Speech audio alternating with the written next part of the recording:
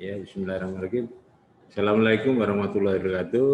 Dalam rangka untuk pembangunan zona integritas di Kejaksaan Tinggi Papua Barat, bersama ini akan kami paparkan beberapa hal yang akan mendukung dalam kita meraih BPK maupun BBM. Perlu kami sampaikan di sini bahwa Kejaksaan Tinggi Papua Barat berdiri pada tanggal 7 Januari tahun 2020, sehingga sampai saat ini baru sekitar 1,5 tahun. Namun kami optimis untuk bisa mengejar ketertinggalan dengan kejaksaan tinggi lainnya. Oleh karena itu, kami bertekad untuk dapat meraih BPK ini dengan segala keterbatasan, namun dengan upaya keras dari semua elemen bertekad untuk dapat meraih BPK. Sebagai gambaran umum, di Kejaksaan Tinggi Papua Barat meliputi 5 kejaksaan negeri, diantaranya adalah Kejaksaan Negeri Manokwari, Kejaksaan Tinggi Negeri Bintuni, Kejaksaan Negeri Sorong, Kejaksaan Negeri Fakfak, dan Kaimana. Personil kita di Kejaksaan Tinggi Papua Barat memang masih minim sekali, yakni terdiri dari 38 jaksa dan 16 pegawai tata usaha. Oleh karena itu, dalam kesempatan ini dengan minim personil, namun karena kami bertekad untuk bisa meraih predikat BPK, maka kami mempunyai semacam tekad bahwa kami hadir di Papua Barat ini, di bumi Kasuari ini, bertujuan untuk bekerja keras, bekerja cerdas, bekerja ikhlas, dan seterusnya.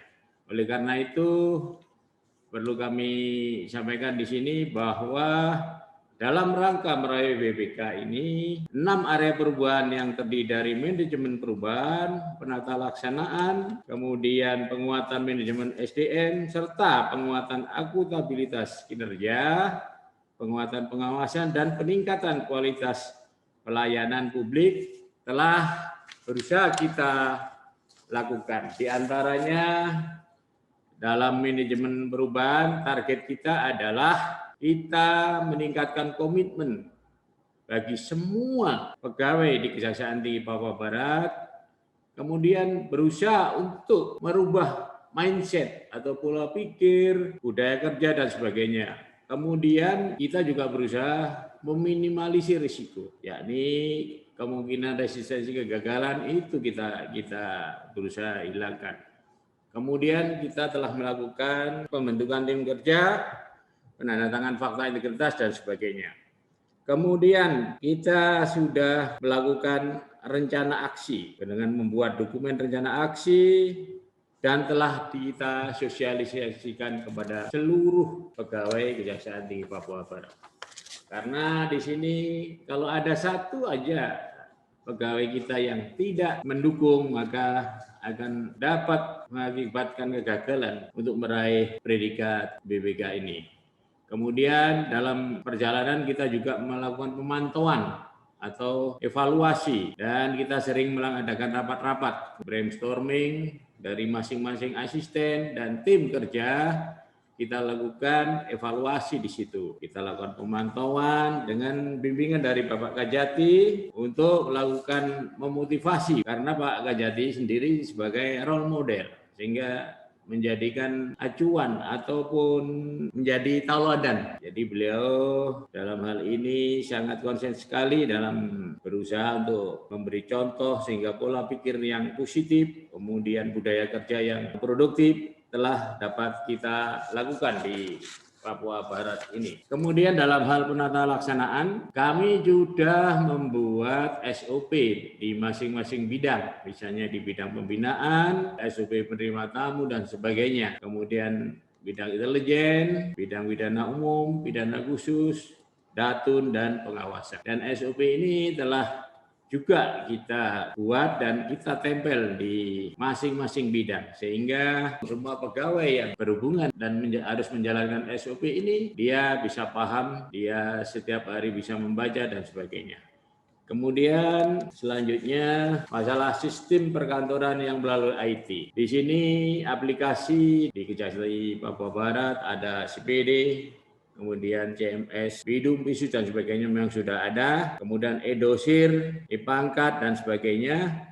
Kemudian di samping itu kita juga kebetulan ada 2 pegawai kita yang di Klatim 3, sehingga di situ juga dalam sistem IT ini ada tambahan, yakni di Bidum melalui Saudara Wahyudi membuat pengendalian perkara peratut di Bidum dengan 1 jari. Di sini perlu kami jelaskan bahwa untuk mempermudah koordinasi dengan penyidik di Polda, Saudara Wahyudi membuat aplikasi itu yang ditempelkan di CPD, sehingga ini murah meriah namun bisa efektif. Kemudian di Pitsus, walaupun sudah ada CMS Pitsus, kami juga membuat aplikasi yang secara khusus dibikin oleh Saudara Ganda.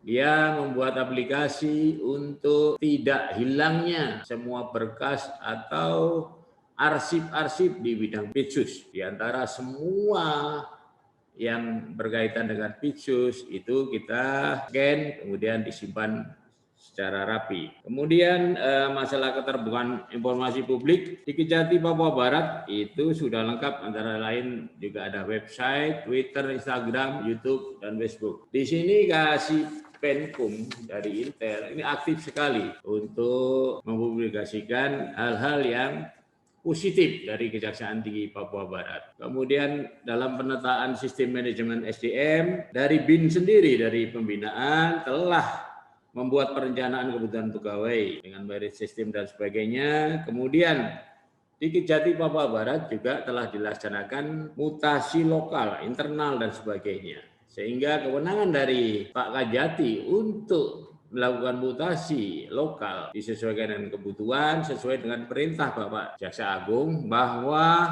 ada pendelegasian wewenang dari Kejaksaan Agung kepada para Kajati untuk melakukan mutasi lokal. Kemudian dalam hal penetapan kinerja individu, kita semua harus membuat SKP dan sebagainya. Kemudian dalam hal ini kami selalu mengingatkan sehingga pembuatan SKP semuanya sudah dapat dilakukan. Kemudian dalam penguatan akuntabilitas kinerja sering mendapatkan nilai ataupun ranking 10 besar walaupun nomor kita itu di urutan 33, namun dalam hal kinerja ini dibuktikan dengan laporan bulanan dan sebagainya, kita sering menyodok di 10 besar dalam hal penilaiannya. Kemudian pengelolaan akuntabilitas kinerja dengan membuat pelaporan kinerja disusun tepat waktu, kemudian juga termasuk laporan keuangan dan sebagainya. Kemudian masalah laporan keuangan untuk Kejaksaan Tinggi Papua Barat mendapatkan apresiasi dengan diperolehnya sebagai yang terbaik dalam hal rekonsiliasi eksternal UA, KPA, KPPN sebagai peringkat kedua dan peringkat pertama dan dapat sertifikat sebagaimana di atas. Kemudian ada juga kami melakukan terobosan atau inovasi baru dengan menerbitkan surat perintah pendampingan penyelesaian barang bukti. Ini seirama dengan program pemerintah bahwa pemulihan perekonomian diperlukan anggaran yang cukup besar. Oleh karena itu kami melihat ada potensi besar di dalam barang bukti yang sudah diputus pengadilan dan inkrah dan harus dilelang, ternyata di Papua Barat banyak sekali.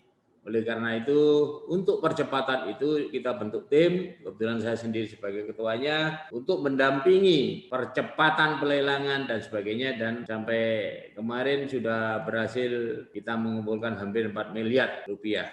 Oleh karena itu, kami bersyukur bahwa walaupun di Papua Barat kita juga masih bisa berbuat untuk kepentingan bangsa dan negara. Kemudian penguatan pengawasan. Di sini respon dari pengawasan apabila ada pengaduan masyarakat dan sebagainya itu segera ditangani, karena terus terang selama ini seolah-olah pengawasan ini untuk melindungi dari pegawai kita. Namun di Papua Barat, alhamdulillah masalah punish and reward itu diterapkan secara bagus. Terbukti kemarin juga ada 3 pegawai yang juga mendapatkan sanksi karena adanya pengaduan masyarakat.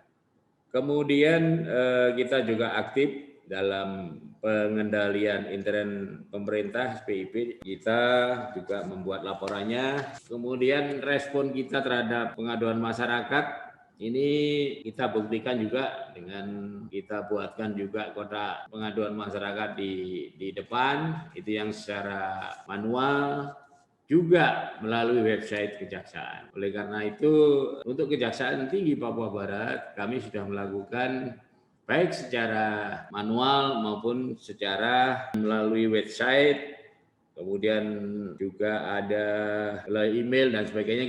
Kita sangat terbuka sekali, dan ini terbukti telah masuk juga beberapa laporan pengaduan masyarakat sebagaimana yang tertera di pemaparan kami.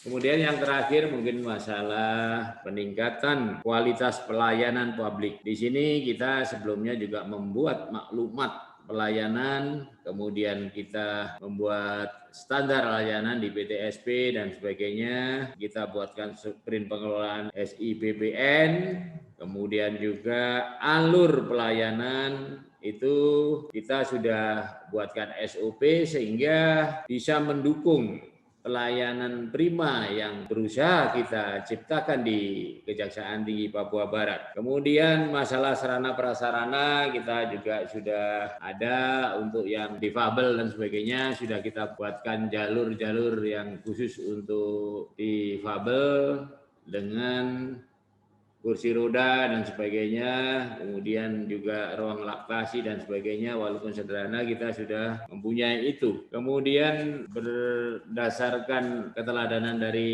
Pak Kajati dengan disiplin masuk kantor dan sebagainya, ini sangat bagus sekali dalam rangka untuk merubah mindset kita, sebagaimana tujuan dari WBK ini adalah merubah mindset yang dari yang kurang bagus menjadi bagus. Oleh karena itu, kita warga Kejati Papua Barat, walaupun kita di ujung timur, semangat kita tetap selalu semangat pagi. Terima kasih. Assalamualaikum warahmatullahi wabarakatuh.